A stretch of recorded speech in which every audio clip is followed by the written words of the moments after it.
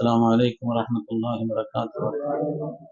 கண்ணியமிக்க முஃமினீன்களே, இன்று ஓதப்பட்ட சூரத்துல் கஸஸில் அல்லாஹ் தஆலா ஹதரத் சய்யிதுனா மூஸா அலைஹிஸ்ஸலாத்து வஸ்ஸலாம் அவர்களுடைய தாயார் நடுங்கிய நேரத்தில் அல்லாஹ் அவர்களுக்கு ஒரு ஆறுதல் சொன்னார்.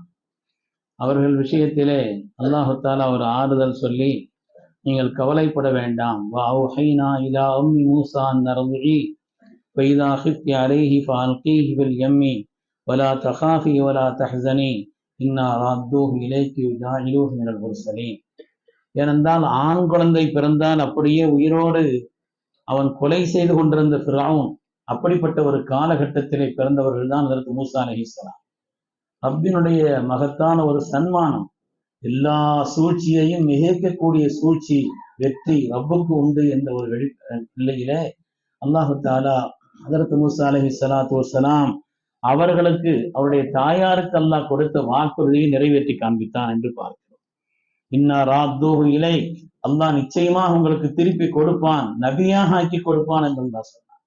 அதனாலே ஃபிரௌனுடைய தர்பாரிலே அமர்ந்து பால் கொடுப்பதற்கு பணத்தையும் வாங்கி கொண்டு அந்த தாய் பால் புகட்டிய ஒரு வரலாற்றை குர்ஆன் ஷரீஃப் நமக்கு சொல்லி காண்பிக்கும். அருமையானவர்களே, அதே போல இன்று ஓதப்பட்ட இந்த சூரத்திலே ஒரு இடத்தில் வருகிறது, சூரத்துல் கஸஸினுடைய கடைசியிலே, இன்னல்லதி ஃபரத அலைக்கல் குர்ஆன லராத்துக இலா மஆத். இந்த குர்ஆனை இறக்கி வைத்தானே அந்த ரப்பு சுப்ஹானஹு வ தஆலா, நாயகமே, மீண்டும் உங்களை மக்காவிற்கு அவன் கொண்டு செல்வதற்குண்டான ஆற்றல் பெற்றவன்.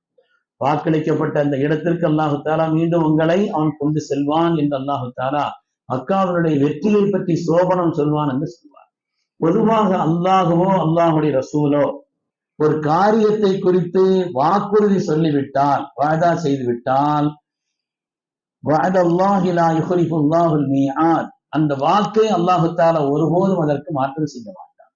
இந்த பண்புதான் ஒரு முஃமின்களிடத்தில் இருக்க வேண்டும் என்றும் அல்லாஹு தஆலா சொல்கிறான்.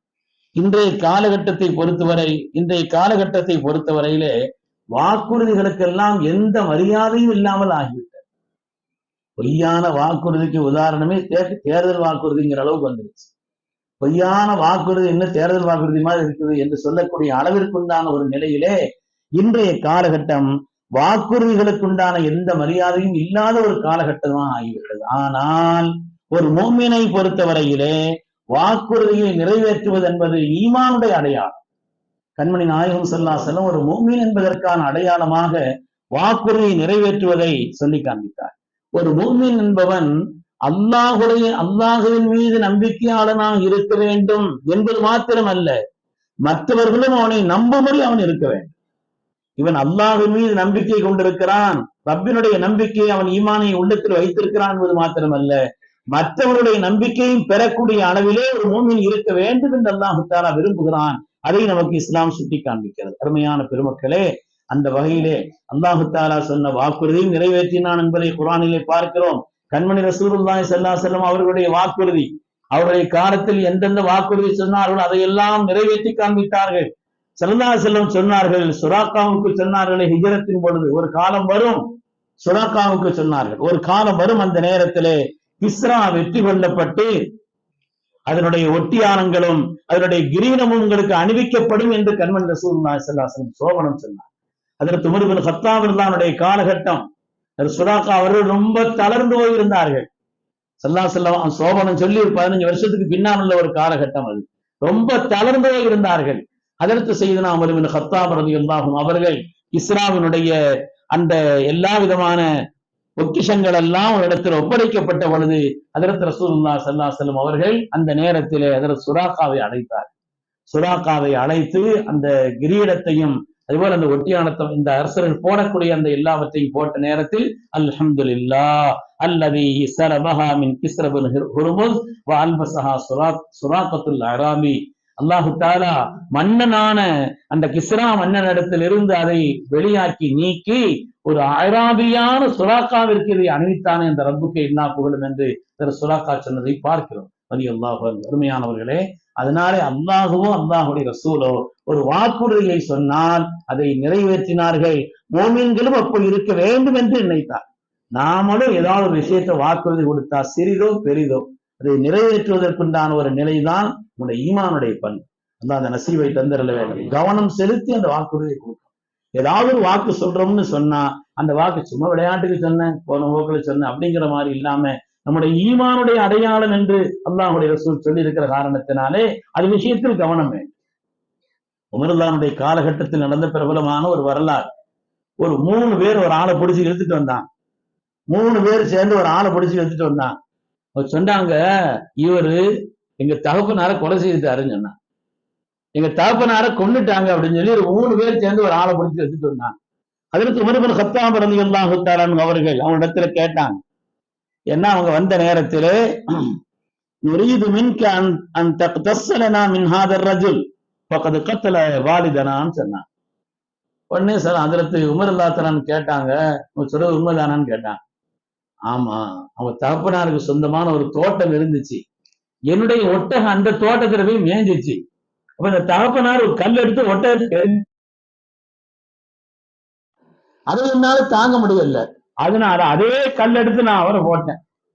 அந்த கல் எடுத்து அவரை நான் என்ன செய்யறேன், அவர் போட்டு அவரு வந்துட்டார், அவர் போயிட்டாரு அப்படின்னு சொல்லி நடந்த விஷயத்த அந்த சொன்னார். நீங்களே கொலையை ஒத்துக்கிட்டீங்க, அதனால நீங்களே கொலையை ஒத்துக்கிட்ட காரணத்தினால இப்ப உங்களுக்கு பகரம் வாங்கப்படுகிறது. கொலைக்கு கொலைதான் பகரம், அதனால உங்களை அதுக்கு பகரம் வாங்க போறோம்னு சொன்ன உடனே அவர் சொன்னாரு, அப்படியா சரி இதுதான் முடிவுன்னு சொன்னா அம்ஹில் நீ சலாஹத் ஐயா, ஒரு 3 நாள் அவகாசம் கொடுங்க, எனக்கு ஒரு 3 நாள் அவகாசம் கொடுங்க. எங்க வாப்பு இறந்துட்டாரு ஊர்ல, அவர் ஒரு இடத்துல புதையில வச்சுட்டு போயிருக்கிறார். அவர் ஒரு இடத்துல இப்ப மாதிரி உள்ள நிலை இல்லையே, அப்ப அதனால பணத்தை சேமிச்சு வைக்கிறதுங்கிறது புதைச்சுதானே வைக்கிறது. அவர் ஒரு இடத்துல புதையில வச்சுட்டு போயிருக்கிறார். புதையல் வச்சுட்டு போனது மட்டும் இல்லாம அது எனக்கு மட்டும் இல்லாம என்னுடைய சகோதரர்கள் இருக்கிறாங்க, அவங்களுக்கு அது பங்கு வச்சு கொடுக்க வேண்டியது இருக்கு.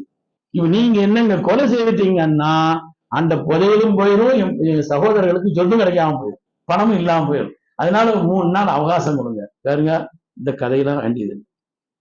இப்போ பகரம் வாங்கணும், அதுக்கு மேலமா நீங்க ஆப்ப இறந்துட்டாரு, அங்க சொத்து இருக்குது புதையல் இருக்குங்கன்னா அதெல்லாம் முடியாது அப்படின்னு சொன்னாங்க. நீங்க போயிட்டா திருப்பி வர்றதுக்கு என்ன உத்தரவாதம் அப்படின்னு சொல்லி கேட்கலாம். உடனே அவர் சொன்னாரு, அந்த கூட்டத்தை பார்த்தார், யாராவது எனக்கு உத்தரவாதம் கொடுக்குறீங்களாங்கிற மாதிரி ஒரு பார்வையில கேட்ட உடனே அந்த கூட்டத்தில் இருந்த செய்தி அபூதர் கிஃபாரி ரலியல்லாஹு சொன்னாங்க, நான் உத்தரவாதம் கொடுக்குறேன் அவருக்குன்னு சொன்னாங்க. நான் அவருக்கு உத்தரவாதம் கொடுக்குறேன்னு சொன்னாங்க.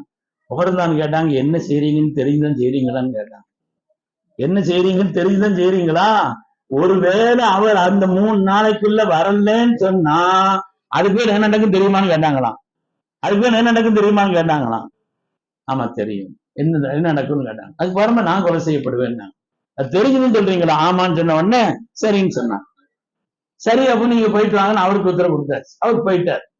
போனா 1 நாள் ஆச்சு, 2வது நாள் ஆச்சு, 3வது நாள் ஆச்சு, அது மகரிபு நேரம் ஆச்சு. எல்லாருக்கும் என்ன, அபூதர் கிஃபாரி சாதாரணமான ஒரு ஆள் அல்ல, ஒரு பெரிய கோத்திரத்தினுடைய தலைவர். சரி, அபூதர் கிஃபாரியினுடைய பற்றற்ற தன்மை என்னுடைய உம்மத்தில் ஈசா அலைஹிஸ்ஸலாமுக்கு ஒப்பானவர்கள் என்று கண்மணி ரசூலுல்லாஹி ஸல்லல்லாஹு அலைஹி வஸல்லம் பாராட்டி சொல்லியிருக்கிறாங்க. ஒரு மிகப்பெரிய தலைவர். அதனால ஏதோ ஒரு மனுஷன் சொன்னாங்க, இந்த மனுஷன் ஏத்துக்கிட்டாருன்னு சொல்லி எல்லாருக்கும் மனசு பதப்பதம் பதைக்குது. அந்த நேரத்துல பார்த்தா மகரிபு கொஞ்ச நேரத்துக்கு முன்னால புழுதியை கிளப்பிக்கிட்டு வேகமா ஒரு ஆள் வந்துட்டார். வந்தா இவர் தான். வந்தவொன்னு உமர்தானுடைய சபை கூடிச்சு. அதுக்கு பிறகு உமர்லாத்தலான்னு கேட்கிறாங்க, அவர்கிட்ட கேட்கிறாங்க, ஃபஸ்தகரப அமீருல் முஃமினீன், அமீருல் முஃமினீனுக்கு ஆச்சரியம் ஆயிடுச்சு. அவங்க சொன்னாங்க, மல்லதி அர்ஜஅக கான மும்கினன் அன் தஹ்ருப, நீ இங்க இருந்து போயிட்டிய, தப்பிக்கிறது ஏதோ ஒரு வழி இருக்குது, ஆனா நீங்க எப்படி திரும்பி வந்தீங்கன்னு கேட்டாங்க. நீங்க நினைச்சா தப்பிச்சிருக்கலாமா இல்லையா? அது யாரோ ஒரு ஆள் பொறுப்பேற்றுக்கிட்டாரு, என்னமோ நடக்க போகுதுன்னு சொல்லிட்டு நீங்க பேசாம போயிருக்கலாமே, நீங்கள் எப்படி திரும்பி வந்தீங்க, உங்களை வரவைத்தது எதுன்னு கேட்டாங்களாம். அவங்க சொன்னாங்களா, நமது உயிரினும் மேலான கண்மணி முஹம்மது ரசூலுல்லாஹி ஸல்லல்லாஹு அலைஹி வஸல்லம் பொண்ணு வஃபாத்தாய் இருக்கிறாங்க. அவங்க வஃபாத்தாய் கொஞ்ச காலம் தான் ஆச்சு. இந்த காலகட்டத்திற்குள்ளேயே ஃபக்கத் ஹஷீது அன் யுகால கது ஸஹபல் வஃபாஉ பில் அஹ்தி அனின் நாஸ். ஸல்லல்லாஹு அலைஹி வஸல்லம் போன கொஞ்ச காலத்திலேயே மக்களிடத்திலிருந்து சொன்ன வாக்கை காப்பாற்றுவது என்பது இல்லாமல் ஆகிவிட்டது என்று உலகம் சொல்லிவிடக்கூடாது, என்று உலகம் சொல்லிவிடக்கூடாது என்பதற்காக நான் திரும்பி வந்தேன்னு சொன்னாங்க. ஹஜ்ரத் உமர் ரலியல்லாஹு தஆலா அன்ஹு ஹஜ்ரத் அபூதர் கிஃபாரி பார்த்து கேட்டாங்களாம், நீங்க எப்படிங்க ஏத்துக்கிட்டீங்க? நீங்க திடீர்னு அவருக்கு நீங்க பொறுப்புன்னு சொல்லி நீங்க ஏத்துக்கிட்டீங்களே, நீங்க எப்படி ஏத்துக்கிட்டீங்கன்னு கேட்டாங்க. இவங்க சொன்னாங்களாம், ஸல்லல்லாஹு அலைஹி வஸல்லம் போய் கொஞ்ச நாள் தான் ஆச்சு, அதுக்கு இடையிலேயே மக்களிடத்தில் எந்த கயிறும் இல்லை. ஒரு மனுஷன் துடிக்கிறான், தகப்பனார் இறந்து போனாரு, புதையல் புதைச்சு வச்சிருக்கிறாரு, என்னுடைய சகோதரர்களுக்கு கொடுக்க வேண்டியது இருக்குது, இல்லைன்னா புதையலும் போயிடும், பிள்ளைகளுக்கு சகோதரர்களுக்கு சொத்து இல்லாம போயிடும் ஒரு மனுஷன் சொல்றாரு. அப்ப அந்த அவருடைய முகபாவனை, அவருடைய நிலை, இதையெல்லாம் பார்த்தேன். இதை நான் அந்த நேரத்தில் அவர் மீது இறக்கம் வந்து செய்யல. இல்லைன்னு சொன்னா மக்களிடத்திலிருந்து ஒரு கயிறும் இல்லை, எல்லா கயிறும் போயிடுச்சு அப்படின்னு சொல்லக்கூடாது என்பதற்காக நான் அந்த காரியத்தை பொறுப்பேற்றேன்னு சொன்னேன். இது ரெண்டையும் கேட்ட உடனே அந்த தகப்பனாருடைய பிள்ளைகள் 3 பேர் இருக்காங்களா, அவங்க சொன்னாங்களாம், நாங்க அல்லாவுக்கா இவரை மன்னிச்சுட்டோம், நாங்க அல்லாவுக்கா இவரை மன்னிச்சுட்டோம். நீங்க இங்க அப்படி முடிவு எடுத்தீங்கன்னு கேட்கும் பொழுது அவங்க சொன்னாங்களாம், ஸல்லல்லாஹு போய் கொஞ்ச நாள் தான் ஆச்சு, அதுக்கிடையிலேயே மக்களிடத்திலிருந்து லகத் ஸஹபல் அஃபு அனின் நாஸ், மக்களிடத்திலிருந்து மன்னிக்கும் மனப்பான்மை இல்லாமல் ஆகிவிட்டதா என்று உலகம் சொல்லிவிடக்கூடாது என்பதற்காக நாங்கள் அந்த மன்னிப்பை தேர்ந்தெடுத்தோம்னு சொன்னாங்க. உண்மையானவர்களே, பரிசுத்தமானவர்கள் வாழ்ந்த காலம். அதனால நம்முடைய ஈமானுடைய அம்சம் என்று ஸல்லல்லாஹு அலைஹி எப்படி சொன்னாங்களோ, எந்த ஒரு காரியத்திலையும் சரி, எந்த அளவுக்கும் சொன்னா, ஸல்லல்லாஹு அலைஹி வஸல்லம் இடத்துல உட்கார்ந்து இருக்கும் பொழுது ஒரு அம்மா தம் பிள்ளை கூப்பிட்டாங்க, இங்க வா, நான் உனக்கு பேத்தமலை தரேன், உனக்கு ஒரு பண்ணு தரேன்னு சொன்னாங்க. நீங்க மூணு நடக்குதா இல்லையா, நம்ம வீட்டுல நடக்குதா இல்லையா, அங்க வா போய் பண்ணு தர்றேன். ஸல்லல்லாஹு சொன்னாங்க, கூப்பிட்டு ஒண்ணும் கொடுக்கலன்னு சொன்னா உன் மீது பொய் குற்றம் எழுதப்படும், உன் மீது பொய் குற்றம் எழுதப்படும், அதுவும் ஒரு வாக்குறுதிதான். அதை நிறைவேற்றாவிட்டால் உன் மீது ஒரு பொய் சொன்ன ஒரு குற்றம் எழுதப்படும் சொன்னார். வாக்குறுதிங்கிறது சின்ன விஷயங்கிறது மாத்திரமல்ல, விளையாட்டுக்கு சொல்லப்படக்கூடியதுங்கிறது இல்லை, அது நம்முடைய ஈமானோடு சம்பந்தப்பட்டதுங்கிற காரணத்தினால அது விஷயத்தில் நம்முடைய கவனம் இருக்க வேண்டும் என்று பெருமக்கள் சொல்கிறார். அல்லாஹ் சுப்ஹானஹு வ தஆலா ஈமானுடைய எல்லா சிஃபத்துகளையும் அல்லாஹ் நமக்கு நிறைவாக தந்தரன் புரிவானார். அவனுடைய பொருத்தத்தை பெற்ற சாலிஹீன்களில் அல்லாஹ் நம்மை கபூல் செய்வானார். சங்கையான லைலத்துல் கத்ரை அடையும் நசீபை தந்தருவானார். ஆமீன் ஆமீன் யா ரப்பல் ஆலமீன். வ ஆகிரு தஅவானா அனில் ஹம்துலில்லாஹி ரப்பில் ஆலமீன்.